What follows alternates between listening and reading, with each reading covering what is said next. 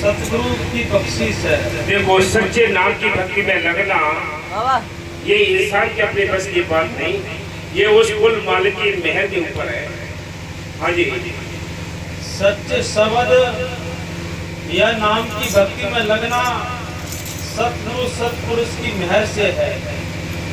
जब गुरु दरगाह से हुक्म आता है तब जीव सच्ची भक्ति में लगता है। सतगुरु ये बख्शिश अपने संतों द्वारा करता है जो इस संसार में उसके एजेंट या मैनेजर होते हैं। हाँ, वो मालिक के भेजे हुए संत आते हैं, वो एक एजेंट होते हैं, डाकिया होते हैं, उसकी डाक समझाने के लिए आते हैं, उसका भेद बताने के लिए आते हैं, और कोई तरीका नहीं। जब संत चले जाते हैं तो मजहब खड़े हो जाते हैं, जातियां बन जाती हैं, पंथ बन जाते हैं, मौके पर संतों के बच्चे नहीं मानते। हाँ जी, ऐसे संत उन तड़पते हुए जीवों को जो वापस अपने देश सत्रों जाना चाहते हैं भर्ती करने के लिए आते हैं और दीक्षा के समय उनकी हृदय रूपी भूमि में नाम का बीज डालते हैं। कामिल संतों के बिना ये काम नहीं हो सकता। जिस प्रकार को लैन को आया राम नाम संतर घर पाया। संत सने ही नाम है, नाम सने ही संत की राह बताओ। जब तक तीर्थ व्रत करे भक्तेरा कोई, बिना बसीरे संत नाम से भेंट न हुई। कोटिन करे उपाय भटक सब रोसे आवे, संत द्वारे जान नाम को घर का पावे। हाँ, संत बताते हैं कि राम कैसे मिलेगा और कहाँ मिलेगा। हाँ जी, तेरे खड्डे में राम रमैया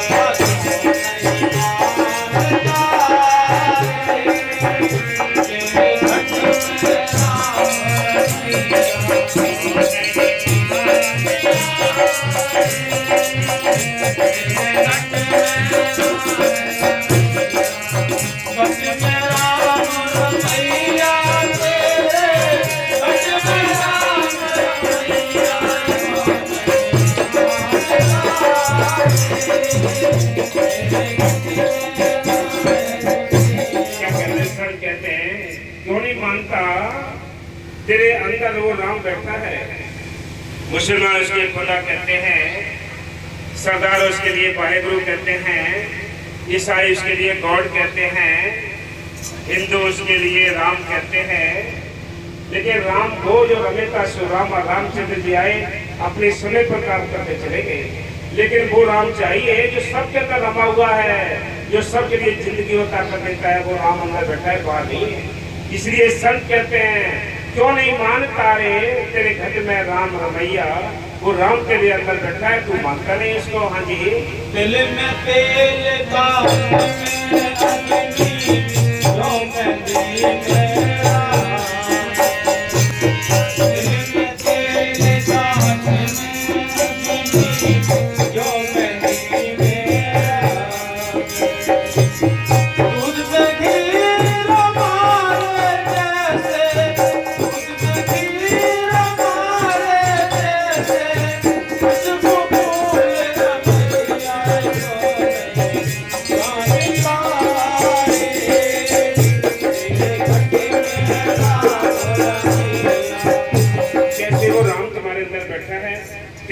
तेल होता है, वो कोलू में जाकर जब उसको यानी पिलाई होती है तब कहीं जाकर उसके अंदर तेल निकलता है। संत कहते हैं फूल के अंदर खुशबू होती है, दिखाई नहीं देती। दिल में तेल काष्ठ मगरी जो मेहंदी में रंग, मेहंदी के पत्तों को तोड़ेंगे, उसको सिल पे पीसेंगे, हरा रंग होता है। जब हाथ पे रख कर इंतजार करते हैं तब उसके अंदर से लाली निकलती है। ऐसे ही संत कहते हैं दूध के अंदर घी है, पहले उसको गर्म करना पड़ता है, जामा लगाना पड़ता है, बिस्तर रखना पड़ता है, फिर उसको रगड़ना पड़ता है, तब कहीं जाकर मक्खन निकलता है, मक्खन को गर्म करके घी निकलता है। कितनी मेहनत करनी पड़ी।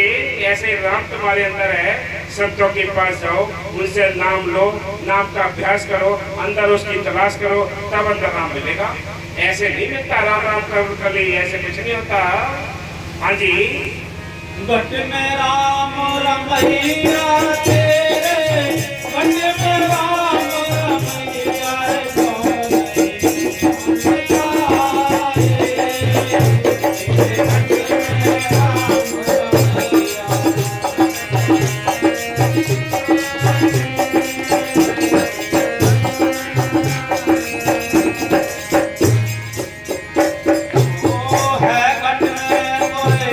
बाहर ढूंढे घर घर तेरे बुलाना। हाँ, तेरे अंदर राम बैठा है, तू उसके जगह जगह कहाँ का चारों दावा किया करके आया है, फिर भी नहीं मिलता।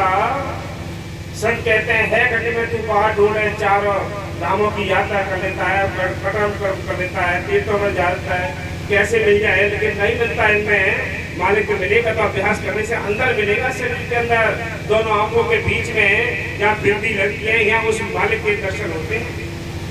यहाँ मालिक अंदर बैठा है, अंदर है, वो बाहर नहीं है। इसलिए संत कहते हैं वो राम तुम्हारे अंदर बैठा है, घट में सूझत नहीं लानत ऐसी जिल तुलसिया संसार को भयो मोतिया बिंद।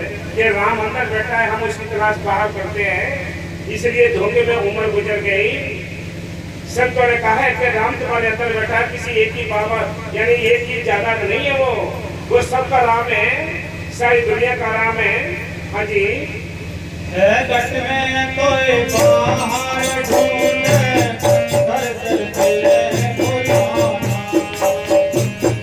जो मृगा भी है कस्तूरी, जो मृगा भी है कस्तूरी, बन बन तेरे बलैया को नहीं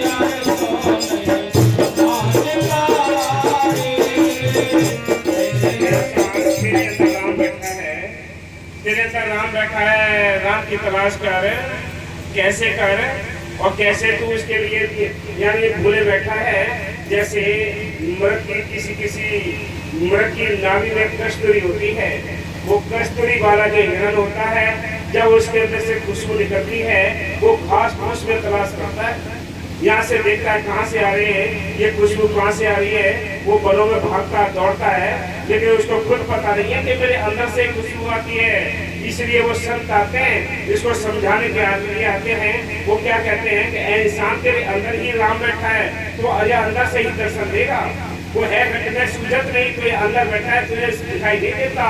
लेकिन संत आते हैं, वो तुझे दिखाने के लिए आते हैं, समझाने के लिए आते हैं कि तेरे अंदर राम बैठा है, उसकी तलाश करो। ये जो शरीर है, इसके अंदर बैठकर ही उस मालिक तक पहुंच सकते हो। शरीर तो और भी मिलेंगे, किसी भी शरीर में बैठकर मालिक तक पहुंच नहीं सकते। मालिक से पहुंचने के लिए संतों से ना मिले, उस गुरुमंत्र का हम जाप करें। अंदर ये सूरत जो यानी फैली पड़ी है संसार में, इसको समेटना है, ये जो शून्य समाधि तक ले जाना है। जब आंखों के बीच में जहाँ शून्य महल है, यहाँ उसके दर्शन होंगे। ये काम करना था। ये बाहर यहाँ भटके, बाहर के कर्म कांड करके भटके, वो से नहीं मिला तो मालिक कैसे मिलेगा। हाँ जी, घट में राम रमैया तेरे, घट में तेरे गोसैया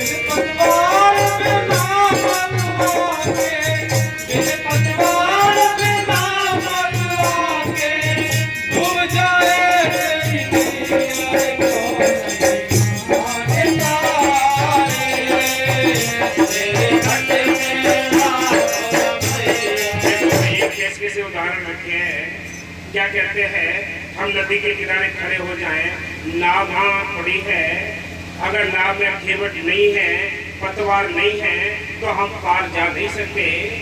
क्या करना पड़ेगा, खेवट को देखना पड़ता है, पतवार देखनी पड़ती है, उसमें बैठना पड़ेगा, पूरे पानी का सफर करना पड़ेगा, तब पार हो सकते हैं। ऐसे बाहर से बातों से कुछ नहीं बनता। ये जन्म बर्बाद जा रहा है, ये हीरा जन्म मिला, बड़ा सुंदर मिला, यो ही बर्बाद जा रहा है, अपने हाथों से बर्बाद करते हैं हम। हाँ जी, तो नहीं मानता तेरे घट में राम रमैया।